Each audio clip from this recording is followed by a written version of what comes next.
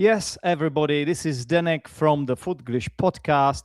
And what happened yesterday on the 9th of May 2026, in my humble opinion, was the most embarrassing moment in Czech football history, definitely in my lifetime. As a Czech football fan, I am honestly so pissed off. I'm struggling to find words how furious I am about this, and I can't wrap my head around it. And in this episode of the Footglish podcast, I will tell you about it. I'll tell you what happened because I think you should know. And if this is your first time tuning into the Footglish podcast, then I should probably quickly tell you what this podcast is. This is a podcast for football fans, but also for people who are learning English, because I'm an English teacher and I'm trying to help people learn English in a fun way through our shared passion, which is football. But to be fair, I would understand if after yesterday in my country, in the Czech Republic, some people started wondering why football is still their passion. For me, it's unquestionable. It's something that is given. Football is my life. I've played football for all my life. I'm now retired football player, but I've played it all my life. I love it. I still watch it. And I also, it's part of my job because my students are, not all of them, but most of my students are from the football environment in the Czech Republic. So, what happened? I think you're all wondering what the hell happened.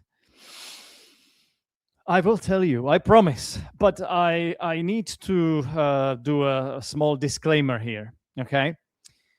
I am not a Sparta Praha fan. I'm not a Sparta Prague fan, nor am I a Slavia Prague fan. No, I'm not. I don't support any Czech club. I do support Czech clubs when they play in Europe, but I don't care whether it is Sparta, Slavia, Plzeň, or whoever. I always support Czech clubs, and I also support the Czech national team. I am a fan of Czech football, you could say, and of football in general. So before I get accused of impartiality, right? Because before I get accused of being basically not objective, right? Biased, then I'm coming clean to you. I'm a fan of Czech football. I don't care who wins the title, if it's Sparta or Slavia. I really don't. Okay. Second disclaimer: I wasn't at the stadium. I only watched the game on television. But I've got students that were actually there, that were present in Eden, which is the stadium of Slavia Prague. And now we are getting to what this game was. It was the derby. It was actually the Sparta-Slavia derby. And in this game, Slavia had a chance to win the title, right? I will get to that later. But everything went south. Everything went to the dogs, but not just for Slavia, for the entire Czech football, because something mad happened in that game. Okay, which something that I honestly cannot explain or cannot understand or cannot comprehend, cannot wrap my head around. I probably should be able to do that because I've been involved in football for a long time. But honestly, even I got surprised by the magnitude of what happened yesterday. Right, so after all these disclaimers, I think finally we can get to the point here, can't we? All right, so the regular season in the Czech league is over, okay? The regular season has been played. Now we are in the additional stage of the Czech league, and it's actually five more games for the top 6 teams in the Czech league. These 5 additional games will determine the champion. And Slavia Prague are in pole position.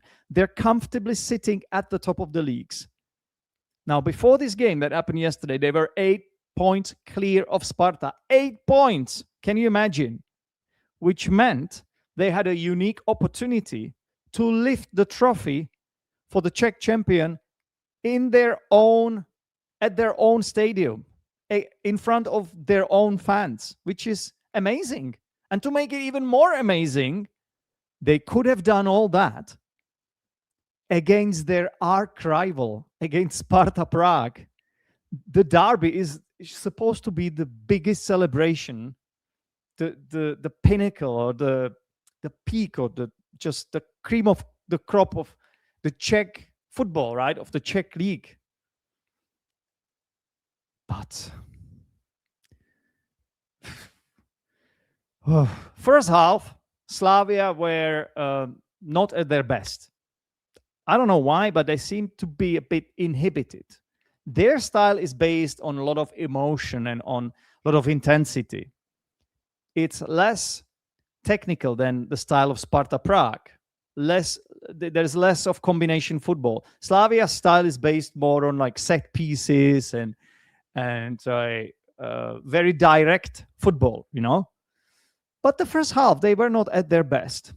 Yet, they got through the half, and I think it was 1-1, if I'm not mistaken. And then in the second half, Sparta scored a goal. It was 2-1 for Sparta. And to be fair, at that point, I thought Sparta have been, if not the better team, let's say the team that was more watchable in that game, more interesting to watch.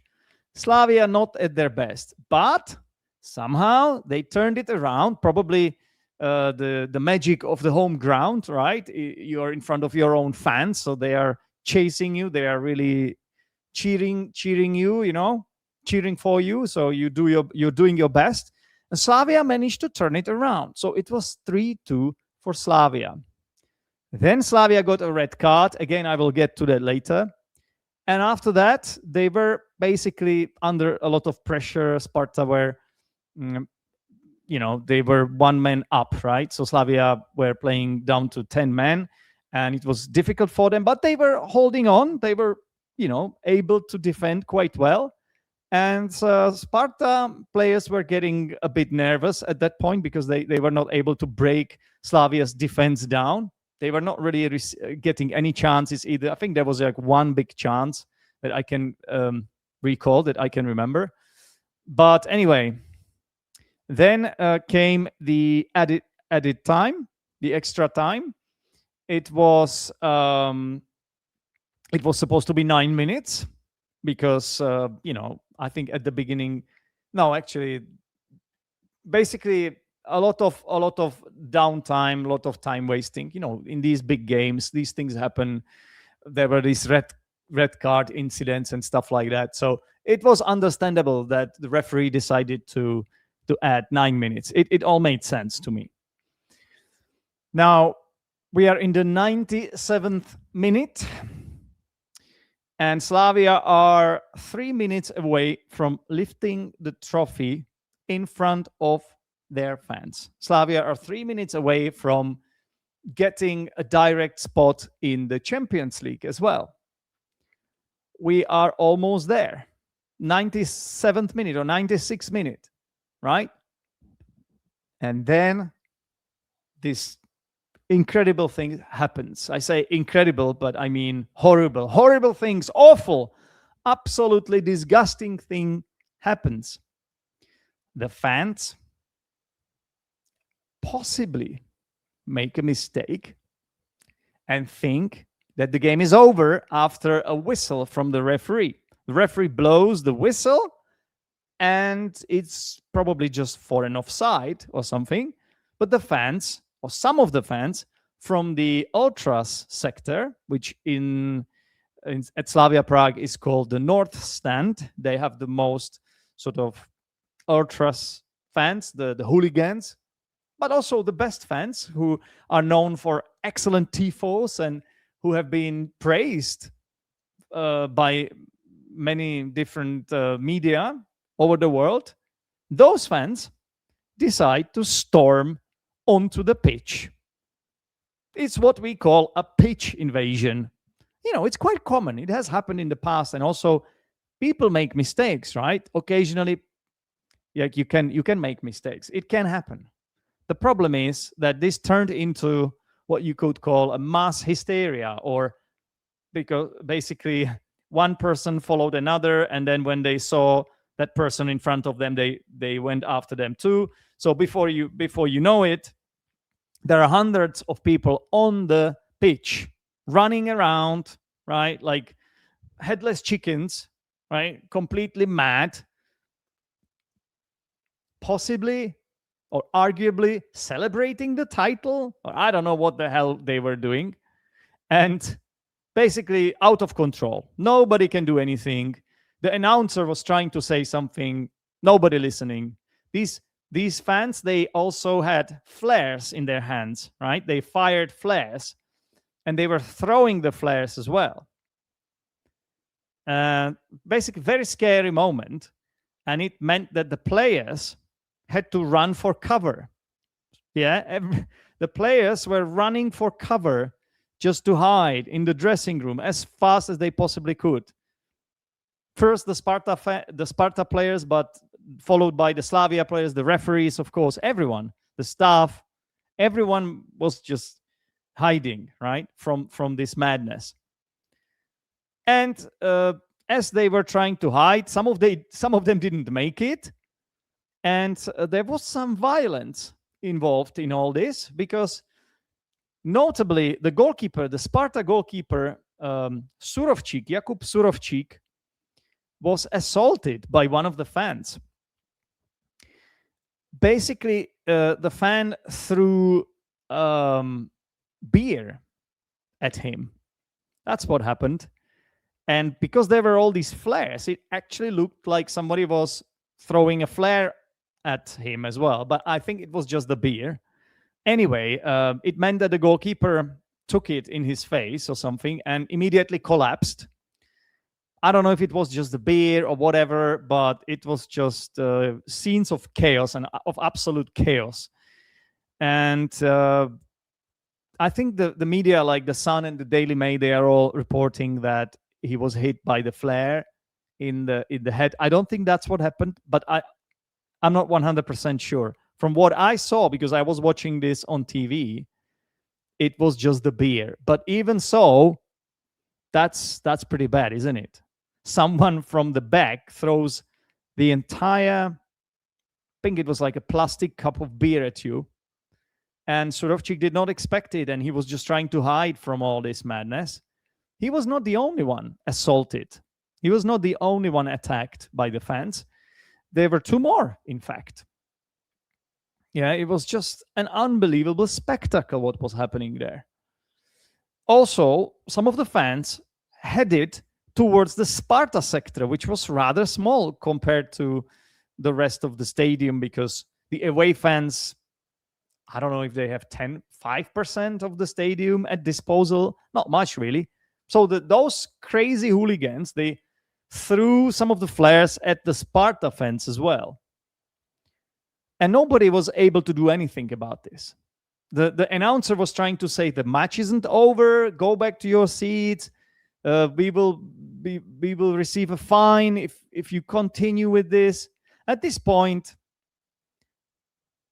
the commentators were obviously condemning what was happening, and I think everybody slowly started to realize that this is a bigger problem than they might have thought at the beginning. Because to be fair, it could have all been sort of prevented, or it could have all been if the players hadn't been attacked and the fans had returned to their seats, possibly the game could have been resumed, right? But because of all these attacks, I think the referee, Karel Rouček, had to suspend the match. That was obviously, that's what happened. The match was suspended, but then also abandoned the match entirely. The match had to be cancelled, right? Because safety could no longer be guaranteed. And to be fair, Sparta players had also refused to come back out onto the pitch and they boarded their coach instead. Yeah, and headed back to headed back to Letna, I think. That's where their stadium is.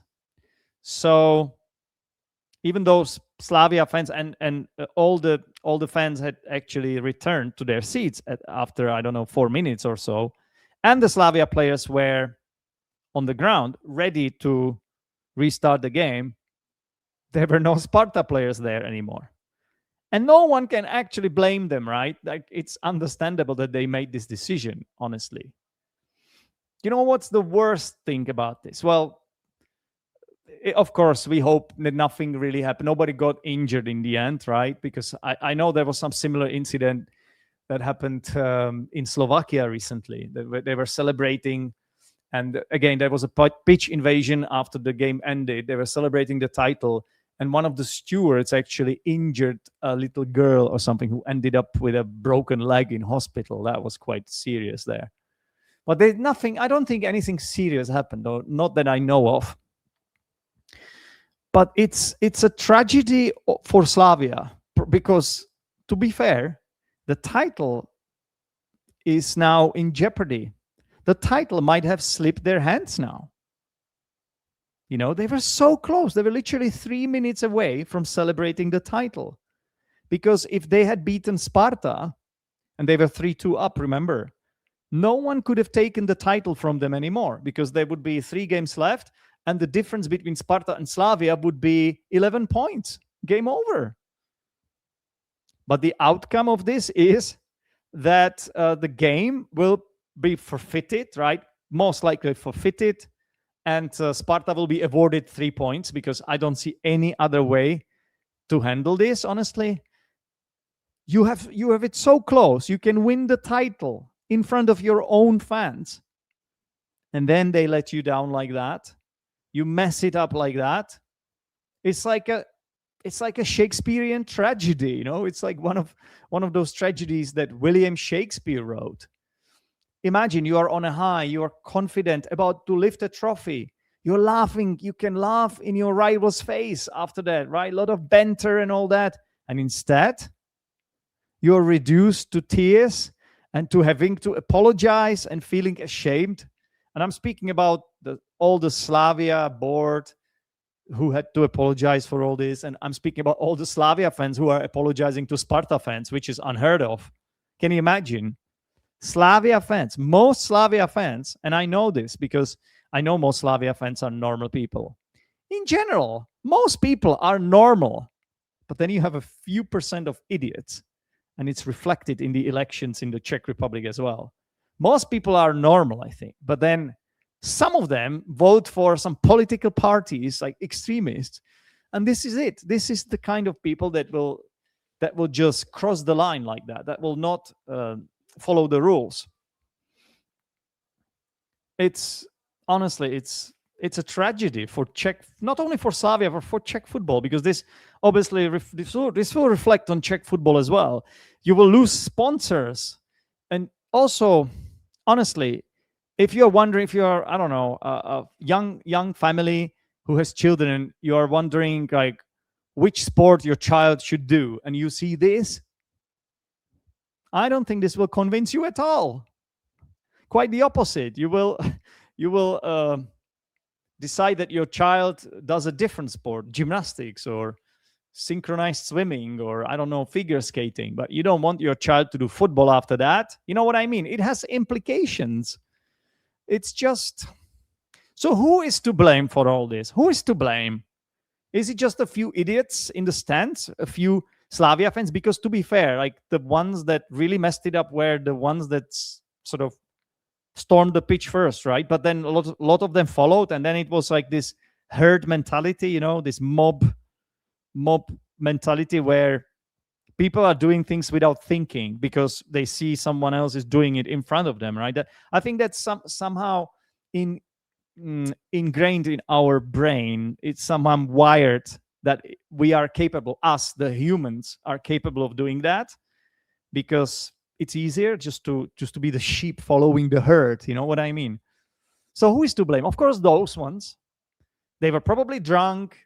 They probably had a few screws loose, maybe some of them not very intelligent, hooligans, football hooligans, most of them are not very intelligent. I'm sorry to say, most of them are not. I know some of them are, by the way. But come on, like, but it's not just the fans who are to blame. There are more culprits, in this story. So I told you, I've got a student who was there. He's a Slavia fan. I give private lessons to him. He takes lessons from me. And so he was reporting to me a little bit as well. He sent me a few photos and stuff like that. And in his opinion, it's the organization as well that has to take a lot of blame. So that's basically Slavia Prague, the club, people that make decisions. This was a risky game, wasn't it? I remember a few years ago when there was the MOL Cup final, the Czech Cup final.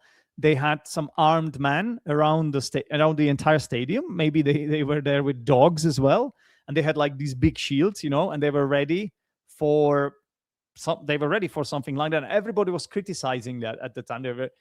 Because it looked rather scary. But this time it was the opposite. There was too much trust in the ultras. Too much trust, right? Because and all these flares, right? I know it's in a lot of countries this is forbidden. You can't have pyrotechnics and stuff like that. But here it was allowed. Probably not enough stewards, the guys that are sort of the security that is scattered around the stadium. Probably there were not enough of them. I don't think we can blame them because they probably did their best, right? It's about the organization. And I think the ref has to take the blame as well. You know why? Because the signs of this, they were there, right? We saw that in the 90th minute, a lot of fans gathered close to the barriers. So it was written on the wall, that something like that could happen. The referee should have stopped the game and asked to move those fans back to their seats. And it did not happen. So there was poor management, basically. Inadequate stewarding, and crowd management was horrible. The risk management, the risk sort of, what do you call it? Like the SWOT analysis of this game, the derby, which was sold out, it was underestimated, right? I have another friend who also used to be my student, and he's my classmate, actually, from high school. I went to the same school with him for about 7 years. Very good friend of mine. And he's a Slavia fan. He did not go there. He did not go to the stadium. But we were exchanging a lot of text messages. And he was so critical of what had happened. He was extremely critical, extremely embarrassed. And he was condemning what had happened and demanding exemplary punishments for the players as well. Even more than I thought was realistic, or even more than I thought should happen. We will get to that later, but for me, the biggest issue is that this honestly is a reflection of an ugly side of Czech football culture. Unfortunately, that's what it is, right? It reflects bad on Czech football in general, not just Slavia Prague or the derby or hooligans. There is a wider implication of all this. It's just too much. This tribalism and hatred and crowd frenzy. It's overwhelming common sense. It's to some extent is kind of cool because rivalry, it's competition, it brings emotions and fun, and I enjoy it too. But when it's too much is too much, When it's too much and it turns into violence, and people that have to be scared for their lives. And also, and this is what my friend Tomáš also said. By the way, he has been on this podcast before, Tomáš, to talk about the game Czech Republic Georgia from the Euros. You might remember him. He has kids, he has young kids, and he was actually thinking of taking his kids to this game. In the end, he didn't do it. What a great decision this proved to be in the end, right? What a shrewd, what a wise decision.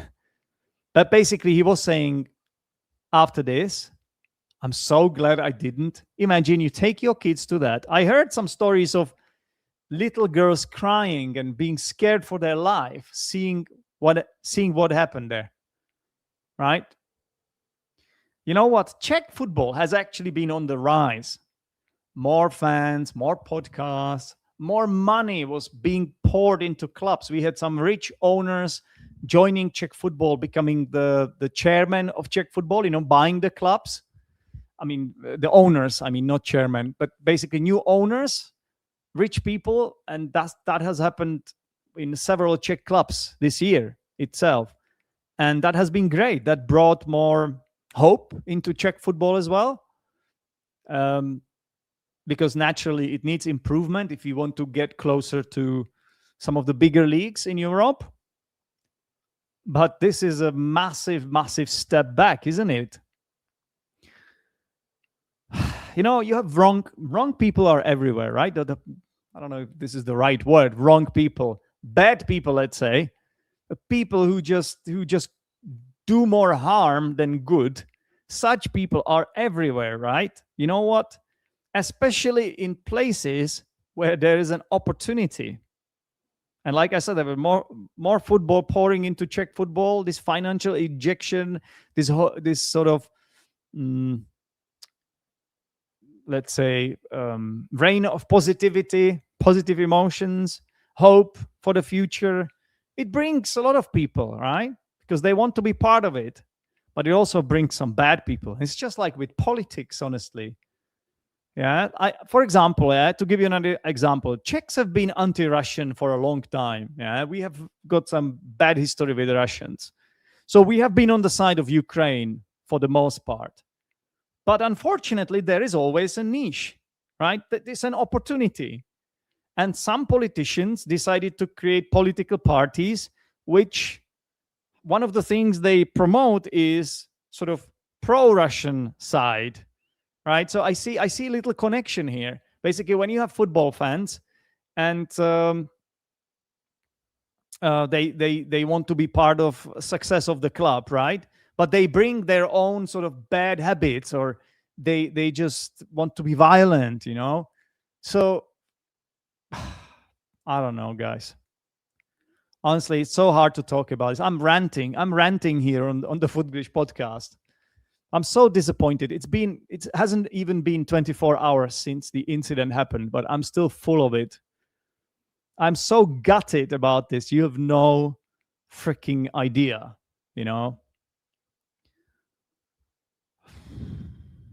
It's that for some reason in today's world, people stopped caring about the right values like honesty and fairness, all these values that we hold dear and that we learned as kids from fairy tales.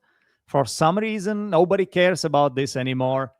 We are denying facts, right? We are listening to lies. We are accepting people in charge of our countries that are proven to be liars, and we are okay with it because they have some kind of agenda that we care about. But we just turn a blind eye. We don't care about the other stuff, that they lie or they are a felon or something. They are criminals. We don't care. We just accept it, right? So now they have these football fans. They know that it's a problem. They know they bring like flares into the stadium and all that, and that shouldn't happen. But they let it happen. They let it slide because they are also useful for them because they create a lot of noise, right? They have been good fans supporting the club, but too much is too much. When this happens, I think now you see that it's not going the right way, is it? So back to football. I said I said it's been getting better, and more people were getting involved in Czech football fan culture. But still, if I compare it, for example, to our neighbors, right? I think there are more fans in Germany and, of course, in Poland and countries like that. So an incident like this won't certainly help. Not at all. Not at all. You know, there are more. This is yet another reason why we shouldn't start watching football. And yet another reason why football is bad, and for a lot of people football is bad, and the people involved in it, they lack brain cells, right? They don't have any brain cells. That's what people think.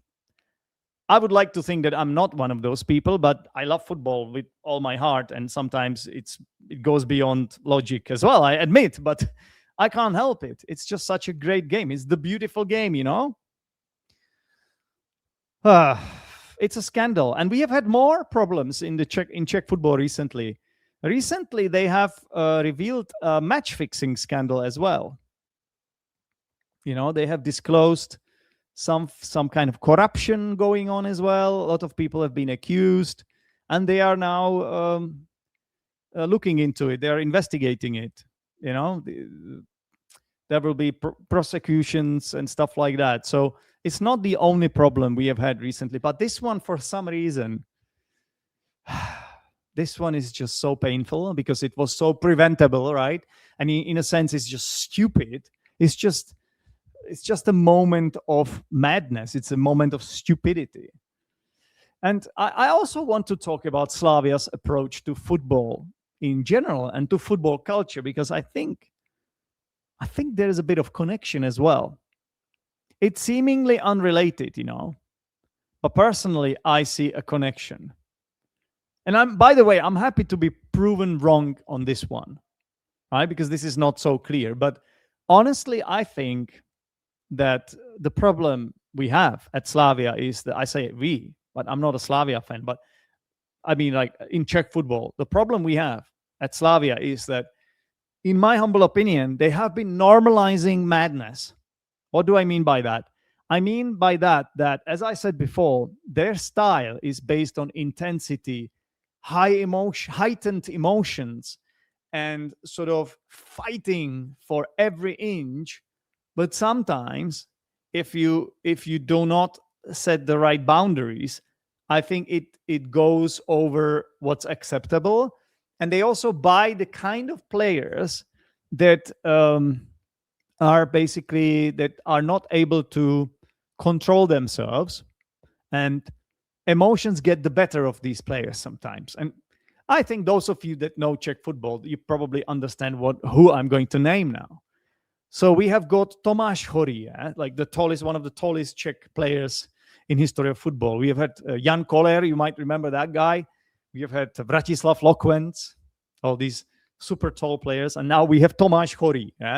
And Tomáš Horý has been great in the Czech league. He's actually the top goal scorer. He scored almost like 20 goals, I think about 18 or something. And he will become the top goal scorer most likely. Yet he has a problem with controlling himself. And he's got another red card in this game. It's his third straight red this season. And each time it's some kind of a crazy incident. The first time he punched someone in the balls. There was a goalkeeper on the ground after a challenge, and then Horý punched him in the balls. Can you believe it? The second one was for alleged spitting. That one was a bit controversial, and that happened about a month ago. That one was more controversial because it wasn't clear whether he actually spat on him, but there was some saliva coming out of his mouth. So that one, he got sent off for that. And now he elbowed a player in a challenge that was so preventable. He elbowed Serencen, the captain of Sparta Prague at the time.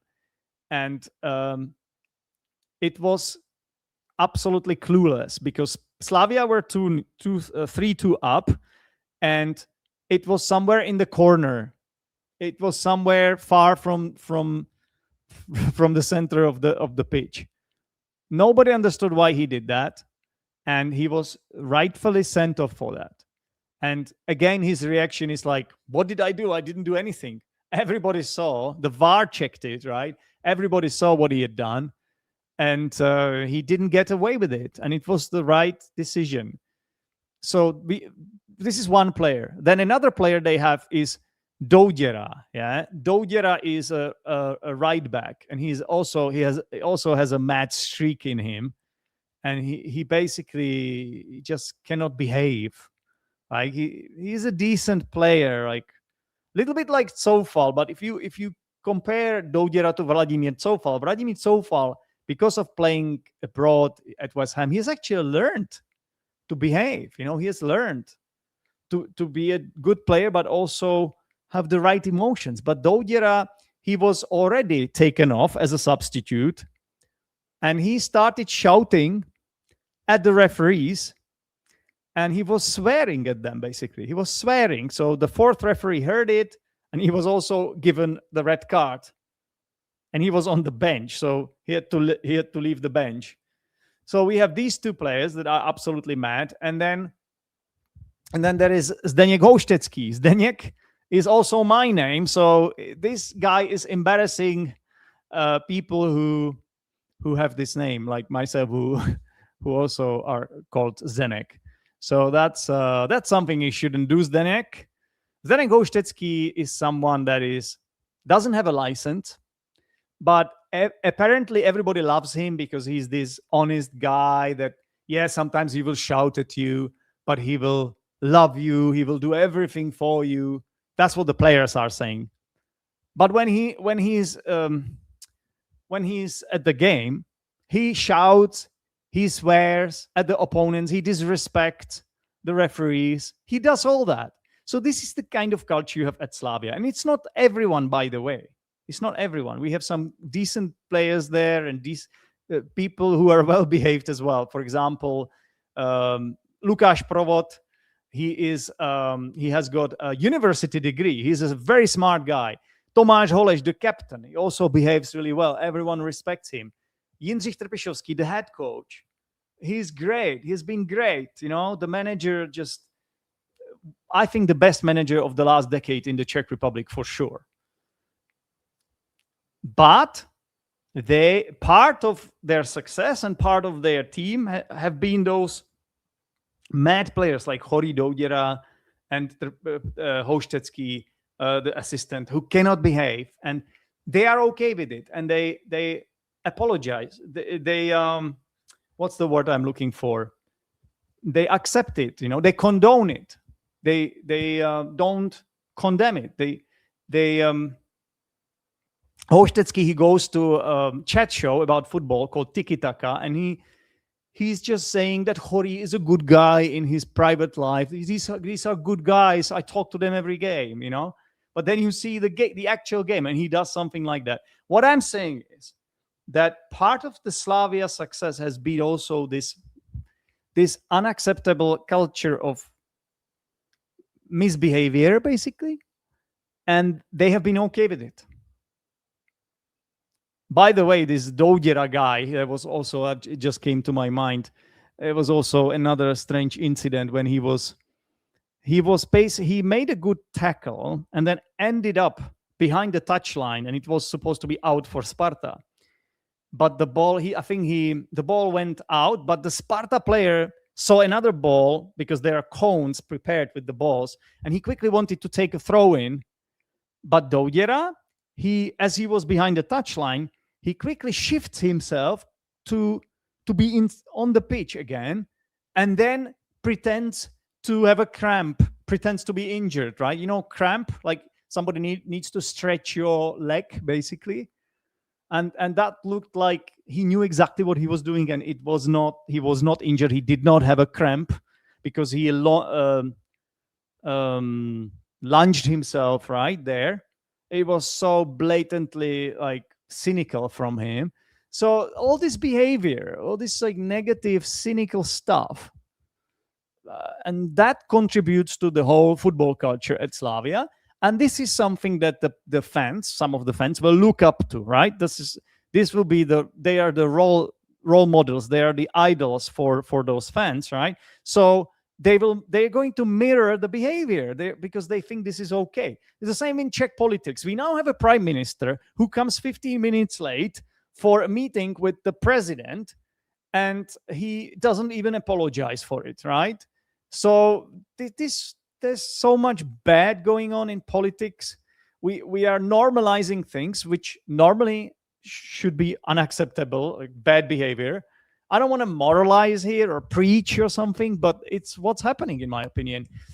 So it's definitely time to do something about this. By the way, both Chori and Douděra, those two mad guys, they had a really good chance to make it to the Czech World Cup team. They really had, definitely Chori was going to be there 100% because he's like the second best Czech striker after Patrik Schick.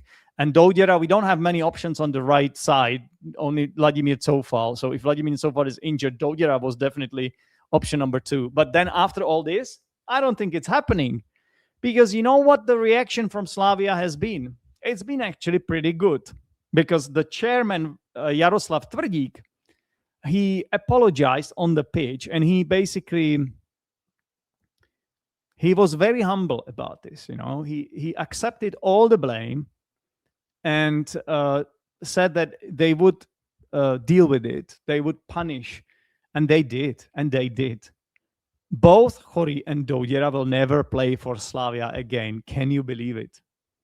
Can you believe it? This has, what happened yesterday has massive repercussions, you know, massive ramifications for Slavia's football team. I think whenever there is a crisis, there is also an opportunity, guys, to make things better, right? So whenever things are going wrong in your life, remember, the only way is up, right? And there is an opportunity to change something.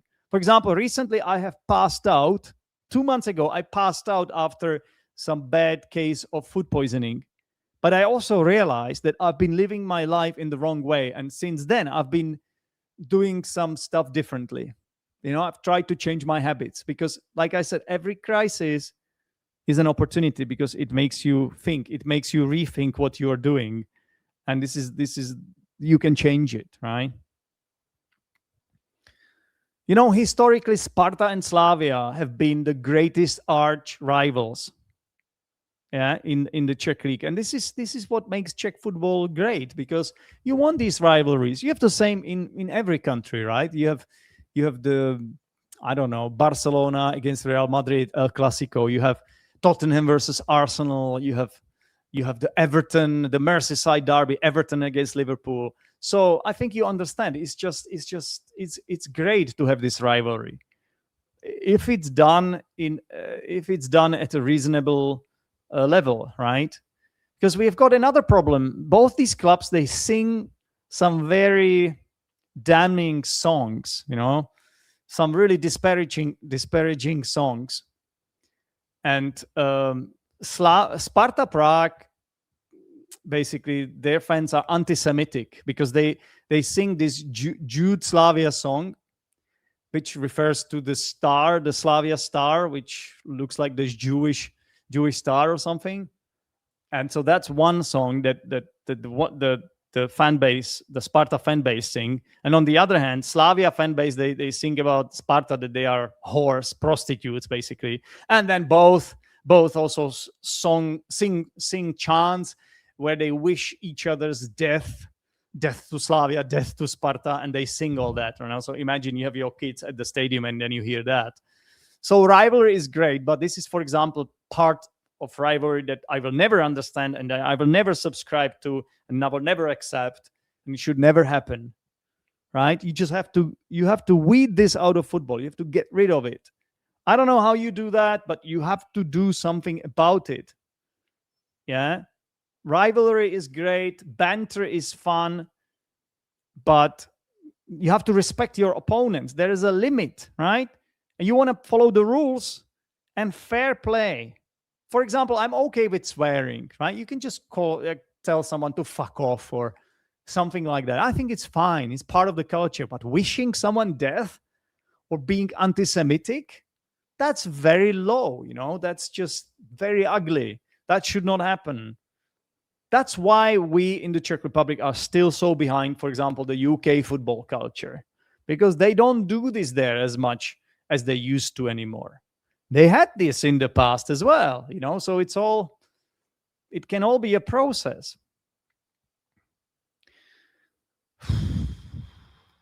I don't know, guys. Yeah. I know not every Slavia supporter is like that, because a lot of them actually condemned the troublemakers, the booing, the abusing, the abusing, and the pitch invaders. A lot of them have just condemned it. A lot of them said it had been wrong. But sometimes just you have a minority that will cast the majority, so all the football fans in this case, or all the Slavia fans, in a bad light. It will reflect badly on all football fans, on all Slavia fans, and all football fans in general. It's giving football fans a bad name. It's giving football a bad name. It paints all football fans in a negative light. I want to give credit to the chairman of Slavia, Jaroslav Tvrdík. Kudos to him for really standing up for what's right, for the right values, publicly calling this shameful and admitting it was club's fault as well, and the organization, and also punishing those players. Honorable mention to the Slavia masseur, Jakub Černý, who helped the Sparta Prague player. Remember that player that got thrown beer at?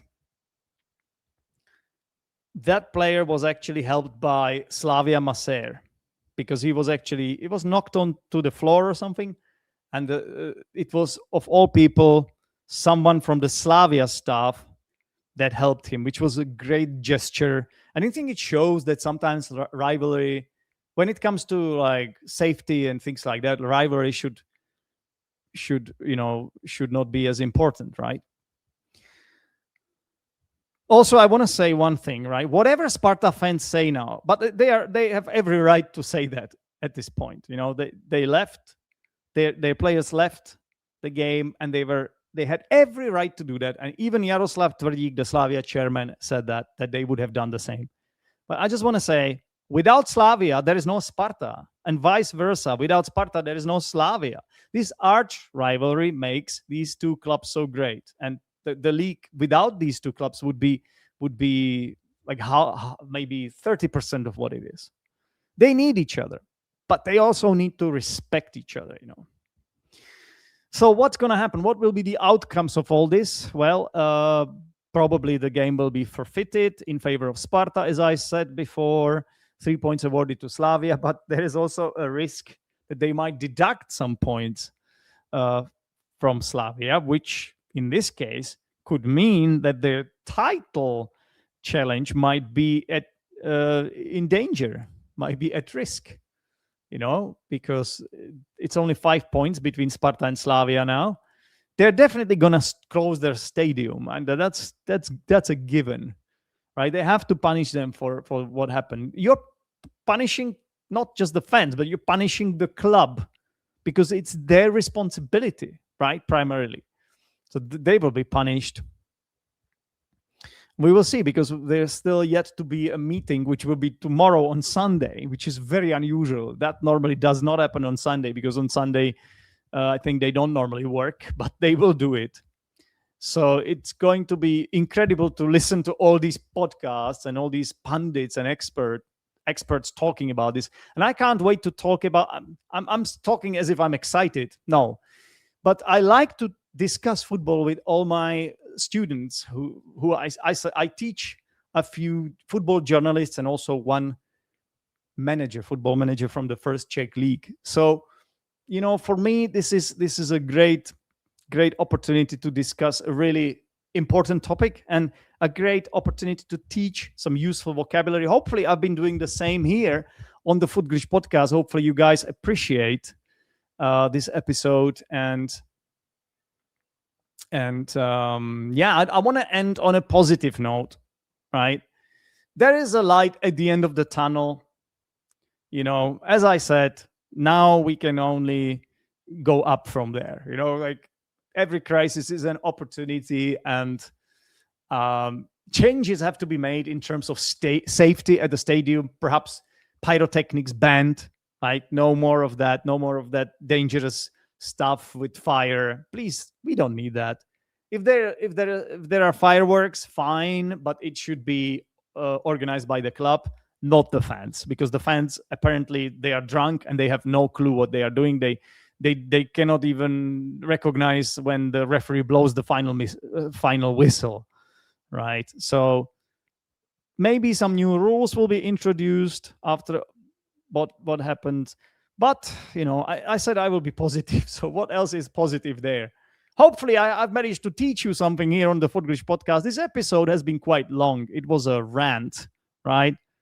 I had to do this because honestly, it's embarrassing. And I'm probably going to talk about it a little bit more because I've been invited to a podcast to talk about the Czech national team. So I don't think I will avoid this topic entirely. So that will be interesting. Yeah. Guys, before I go, if you enjoyed this video, please hit the like button on the YouTube channel, on the Teachers Zdenek YouTube channel. It does help me out a lot. And if you are by any chance looking for an English teacher and you would like a teacher that teaches you in a conversational way, right? We just chat. We have a chat about football or anything else. If you're not into football, that's fine.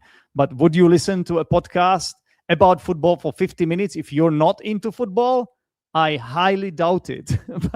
Anyway, to finish my point, you can contact me. You can find my email somewhere. If you click my profile, somewhere you can find me. You will be able to find me. My name is Zdenek Lukas. And you could become one of my students. Why not? All right, guys, I think that's it. I'm done. I'm tired. I am exhausted. I am knackered. I am also very disappointed about all this. And yeah, hopefully it never, ever happens again. Honestly, so embarrassing. I am mortified. Thank you very much for listening, and I will speak to you again soon. Cheers for now. Bye.